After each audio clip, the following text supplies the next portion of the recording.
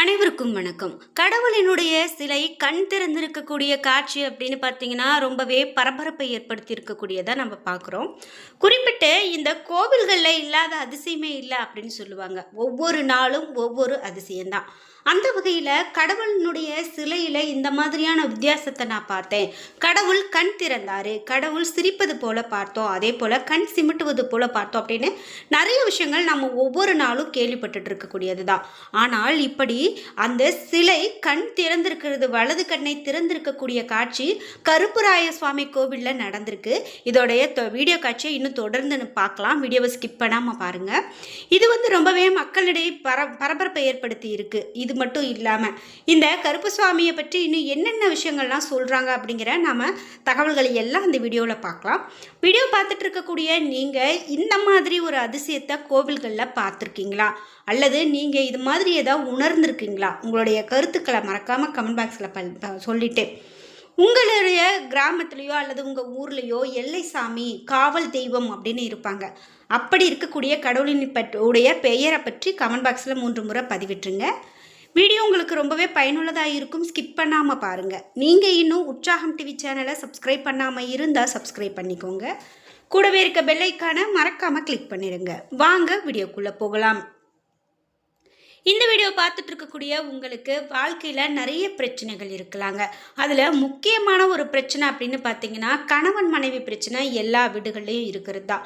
ஆனால் ஒரு சில குடும்பங்களில் அந்த பிரச்சனை பெரிதாக வெளிவராது. ஆனால் ஒரு சில குடும்பங்களில் பெரிய அளவில் ஒரு பிரிவு கூட ஏற்படுத்தலாம். அந்த மாதிரியாக இருக்கக்கூடிய நேரத்தில் உங்களுக்கு ஒரு நேரம் சரியில்லாமல் அல்லது தோஷத்தால் இந்த மாதிரிலாம் நடக்கலாம். இதெல்லாம் நம்ம சரி செய்யணும் அப்படின்னா தோஷ நிவர்த்தி செய்யணும். இந்த வீடியோக்கு கீழே டிஸ்கிரிப்ஷனில் வராகி அம்மன் ஜோதிட நிலையத்தின் தொலைபேசி எண் கொடுத்துருக்கேன். அந்த எண்ணுக்கு தொடர்பு கொண்டு பேசி பாருங்கள். கண்டிப்பாக உங்கள் வாழ்க்கையில் இருக்கக்கூடிய எல்லா பிரச்சனைகளுக்கும் சரியான தீர்வு கிடைக்கும். இப்போ அந்த கருப்பராய சுவாமி சிலை கண் திறந்தது அப்படின்னு சொல்லக்கூடிய ஒரு முக்கியமான வீடியோ காட்சியை தொடர்ந்து பார்க்கலாம். இப்போ நம்ம பார்த்துட்டு இருக்கக்கூடிய இந்த வீடியோ காட்சியில் ஒரு கருப்பு சுவாமியினுடைய சிலையை பார்க்குறோம். இந்த சிலையில் வலது கண் திறந்திருக்கிறது போல வெள்ளை நிறத்தில் ஒரு காட்சி கொடுக்குதுங்க. இந்த சிலையை பார்த்து தான் பக்தர்கள் ரொம்பவே அதிர்ச்சி அடைந்து பக்தி பரவசத்தில் இந்த கோவிலுக்கு வழிபாடு செய்திருக்காங்க.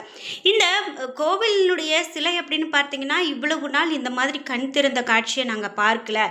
ஆனால் தற்போது இந்த வலது கண் திறந்திருக்கக்கூடிய காட்சி ரொம்பவே பரபரப்பை ஏற்படுத்தியிருக்கு. இந்த கோவில் எங்கே இருக்குது அப்படின்னு பார்த்தீங்கன்னா, பொள்ளாச்சி கலைவாணர் வீதியில் இருக்கக்கூடிய விநாயகர் கருப்பராயர் கோவில் அப்படின்னு சொல்கிறாங்க. இந்த வீதியில் இருக்கக்கூடிய பழமையான இந்த விநாயகர் கருப்பராயன் கோவில் அப்படின்னு பார்த்தீங்கன்னா, கருப்பராய சுவாமியினுடைய வலது கண் திறந்திருக்கதா சொல்லப்படுது. இந்த நிகழ்வு அப்படின்னு பார்த்தீங்கன்னா மிக பெரும் அதிசயமாகவே பார்க்கப்படுது. இது காட்டு தீ போல இந்த செய்தி பரவி பக்தர்கள் மக்கள் அனைவரும் வழிபாடு செஞ்சு தரிசனம் செய்துட்டு போயிருக்காங்க அப்படின்னு சொல்லப்படுது. அந்த பகுதியில் இருக்கக்கூடிய பக்தர்கள் என்ன சொல்றாங்க அப்படின்னு கேட்டிங்கன்னா, ரொம்பவே மெய்சிலிர்ப்பை ஏற்படுத்தும் விதமாக சொல்லியிருக்காங்க. இந்த கருப்பராய சுவாமி சிலையினுடைய வலது கண் திறந்திருக்கிற மாதிரியே நிறைய நம்மளுடைய ஊர்களில் நம்ம இது மாதிரி கேள்விப்பட்டிருக்கோம். இந்த காட்சியை பார்த்து நீங்கள் என்ன நினைக்கிறீங்க அப்படிங்கிற உங்களுடைய கருத்துக்களை மறக்காமல் கமெண்ட் பாக்ஸில் பதிவிடுங்க. உங்கள் ஊர்லேயும் இந்த மாதிரி அதிசயமான தகவல்கள் நடந்திருக்கு அப்படின்னா மறக்காமல் கமெண்ட் பாக்ஸில் சொல்லிடுங்க. இந்த கருப்பராய சுவாமி அப்படின்னு பார்த்தீங்கன்னா, தமிழ்நாடு மற்றும் இலங்கையினுடைய கிராமப்புறங்களில் பரவலாக வழிபடக்கூடிய ஒரு சக்தி வாய்ந்த காவல் தெய்வம் அப்படின்னு சொல்லலாம். பல பேருக்கு குலதெய்வமாகவும் இருக்கார். இவர் தர்மத்தை பாதுகாக்கிறதுக்காகவும் அநீதியை தண்டிப்பவராகவும் மக்களுடைய துன்பங்களை தீர்க்கக்கூடிய கருணை உள்ளம் கொண்டவராகவும் போற்றப்படுகிறார் அப்படின்னு சொல்லலாம். இவர் பெரும்பாலும் செவ்வாய் மற்றும் வெள்ளிக்கிழமைகளில் சிறப்பான வழிபாடுகளை பெறுவார் அப்படின்னு சொல்லலாம். ஒவ்வொரு ஊர்கள்லையுமே இந்த மாதிரி காவல் தெய்வங்கள் இருக்கக்கூடியதை நம்மளால் பார்க்க முடியும். ஆனாலும் ஒவ்வொரு ஊர்களில் இருக்கக்கூடிய கோவில்களையுமே வெவ்வேறு விதமான பெயர்கள் சொல்லி அழைப்பாங்க. வெவ்வேறு விதமான படையல்கள் ஆகட்டும் அல்லது வழிபாடுகளாகட்டும் வித்தியாசமானதாக இருக்கும். முக்கியமாக கிராமப்புறங்களில் அதிகமான ஒரு கவனத்தை ஈர்க்கக்கூடியவராக இந்த காவல் தெய்வம் இருப்பார். கிராமப்புறங்களில் நிலப்பரப்பை பாதுகாக்கக்கூடிய முக்கியமான தெய்வமாக இந்த கருப்பசுவாமி இருப்பார். பல கதைகளின்படி பார்த்தோம் அப்படின்னா, இவர் தன்னுடைய சமூகத்தை பாதுகாக்க போராடிய ஒரு வரலாற்று நாயகராகவே பார்த்து தெய்வமாக வழிபாடு செய்கிறாங்க அப்படின்னு சொல்லலாம். குறிப்பிட்டு கருப்புசுவாமி, சோனைசாமி, பெரிய கருப்புசாமி அப்படின்னு பல வடிவங்களில் வழிபடப்பட்டு வராரு. இவருக்கு கருப்பழகி அப்படிங்கிற மனைவியும் கண்டன் என்ற மகனும் இருந்ததாகவும் ஒரு நம்பிக்கை இருக்குது. அதே போல் விஷம் தீண்டுதல், பில்லி சூனியம் போன்ற தீய சக்திகளிடமிருந்து தங்களை பாதுகாக்கக்கூடிய ஒரு சாமியாக இந்த கருப்பு சுவாமியை வழிபாடு செய்கிறாங்க. முக்கியமாக நம்ம ஒரு வாகனத்தில் போகிறோம் அப்படின்னு சொன்னால் கூட இந்த கருப்பு சுவாமி கோவிலில் நின்று வழிபாடு செஞ்சுட்டு போகக்கூடிய பக்தர்கள் இன்றைக்கும் இருக்காங்க. முக்கியமாக ஒரு புதிய வாகனம் வாங்குகிறோம் அப்படின்னா முதலாவதாக கருப்புசுவாமி கோவில், முனியப்பன் சுவாமி கோவில் இங்கே போய் தான் வழிபாடு செஞ்சுட்டு அந்த வாகனத்தை எடுத்துகிட்டு போவாங்க.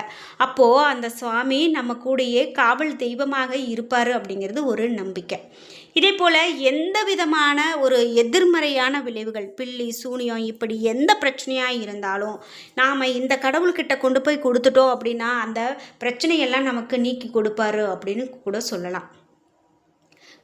கருப்பு சுவாமி கோவில்களில் பெரும்பாலும் ஆண்டுதோறும் திருவிழாக்கள் மற்றும் கிடாவெட்டு, ஆடு கோழி பலியிடுதல் என்ற மாதிரி ரொம்ப சிறப்பான ஒரு திருவிழா நடக்கக்கூடியதை பார்க்கணும். உண்மையான ஒரு திருவிழா அப்படின்னு சொன்னால் இந்த மாதிரியான காவல் தெய்வத்துக்கு எடுக்கக்கூடிய திருவிழா ரொம்ப சிறப்பு பெறக்கூடியதாக இருக்கும் அப்படின்னு சொல்லலாம். நம்ம தமிழகத்திலேயே கருப்பு சுவாமி கோவில்களாகட்டும் அல்லது ஊரை காக்கக்கூடிய குலதெய்வ கோவில்கள் அப்படின்னு பார்த்திங்கன்னா நிறைய இருக்கிறது. அப்படி நாம் இந்த கோவில்களில் போய் வழிபாடு செய்யும்போது அது ஒரு உண்மையான வழிபாடாக பார்க்குறாங்க. அதாவது எத்தனையோ சுவாமிகள் இருந்தாலும் இந்த சுவாமிகள் எப்போதுமே ஒரு தனிப்பட்டு நமக்கு காட்சி கொடுக்கக்கூடிய ஒரு தெய்வமாகவே இருக்காங்க அப்படின்னா அது மிகையாகாது. உருட்டிய விழிகளோடு முறுக்கிய மீசையோடு கம்பீரமாக நம்ம பார்ப்பதற்கே கோபரூபமாக இருக்கக்கூடிய இந்த சுவாமிகள் உண்மையாகவே நமக்கு பார்க்க போனால் நம்மளுடைய கூடவே இருந்து நம்மையும் நம்மளுடைய குலத்தையும் அடுத்தடுத்த தலைமுறையும் காக்கக்கூடிய பாதுகாப்பு தெய்வங்களாகத்தான் இந்த தெய்வங்களை நாம் பார்த்துட்டு வரோம். குறிப்பிட்டு இன்றைக்கும் எவ்வளவு மிகப்பெரிய விஷயங்கள், அதாவது ஒரு அணை கட்டுவது, ஒரு பெரிய பில்டிங் கட்டுறது, இந்த மாதிரி எந்த ஒரு விஷயமாக இருந்தாலும் இந்த கடவுளை துணைக்கி வச்சுட்டு தான் அதெல்லாம் செய்வாங்க. இந்த மாதிரி நீங்கள் இந்த கருப்பு சுவாமி, இந்த காவல் தெய்வங்களை பற்றி நீங்கள் கேள்விப்படும்போது நிறைய விஷயம், நிறைய சுவாமி கிட்ட கையில் அருவாள் இருப்பதும் வேல் இருப்பது இது மாதிரி பார்த்துருப்போம். குதிரை வாகனமாக இருக்கக்கூடியதை பார்த்துருப்போம். இது மாதிரி நீங்கள் சாதாரணமாக இருக்கக்கூடிய இந்த கருப்பு சுவாமி ஆகட்டும் அல்லது காவல் தெய்வங்களுக்கு கூரைகள் அமைத்து பிரம்மாண்டமாக இருக்கக்கூடிய கோவில்களை நம்மளால் பார்க்க முடியாது. அந்த கோவில்கள் இருக்கக்கூடிய இடம் ரொம்பவே சாதாரணமாகத்தான் இருக்கும். அங்கே அந்த ஊரில் இருந்து பிரிந்து போன எத்தனையோ மக்கள் கூட முக்கியமாக அமாவாசை நாட்கள்லேயும் குலதெய்வ வழிபாடு செய்யக்கூடியதுக்காகவும் அந்த கோவில்களில் கடவுளை வழிபாடு செய்துட்டு போகிறத நம்மளால் பார்க்க முடியும். குறிப்பிட்டு இந்த கோவில்களில் போய் நாம் ஒரு வேண்டுதல் வச்சுட்டு வந்தோம் அப்படின்னா நிச்சயமாக அது நடக்கும். நம்மளுடைய குலத்தை காக்கக்கூடிய தெய்வம் குலதெய்வம் அப்படின்னு சொல்லுவாங்க. வேறு எந்த தெய்வத்தை நம்ம வழிபாடு செய்யணும் அப்படின்னு சொன்னாலும் குலதெய்வத்தினுடைய அருளும் அனுமதியும் இருந்தால் மட்டும்தான் நம்மளால் மற்ற தெய்வங்களையே வழிபாடு செய்ய முடியும் அப்படிங்கிறது ஒரு கருத்து. அந்த வகையில் நம்மை முதலாவதாக நாம் கூப்பிட்ட குரலுக்கு ஓடி வந்து காக்கக்கூடிய தெய்வம் தான் குலதெய்வம் அப்படின்னு சொல்லுவாங்க. அப்படிப்பட்ட குலதெய்வங்கள் இருக்கக்கூடிய இடம் எப்போதுமே சாதாரணமாகத்தான் இருக்கும், வெகு பிரம்மாண்டமாக இருக்காது. அப்படி இருக்கக்கூடிய நிலையில் வருடத்திற்கு ஒரு முறையாவது அந்த கோவில்களில் போய் அந்த மக்கள் குலதெய்வத்தை வழிபாடு செய்கிறது அப்படின்னு பார்த்திங்கன்னா பெரும் சிறப்பாக இருக்கும். அந்த சிறப்பு மட்டும் இல்லாமல் அங்கே படையலிட்டு சொந்த பந்தங்களோடு சேர்ந்து அந்த இடத்துல இருந்து நம்ம சமைத்து சாப்பிட்டு வர்றது இவையெல்லாம் ஒரு தனி சுகம்தான்.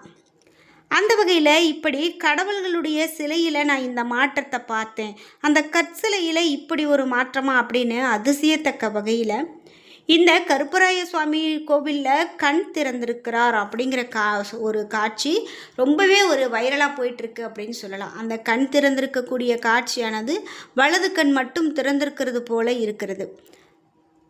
என்ன நண்பர்களே, இந்த வீடியோவில் நம்ம ஒரு அதிசயமான ஒரு வீடியோ காட்சியை பார்த்தோம்.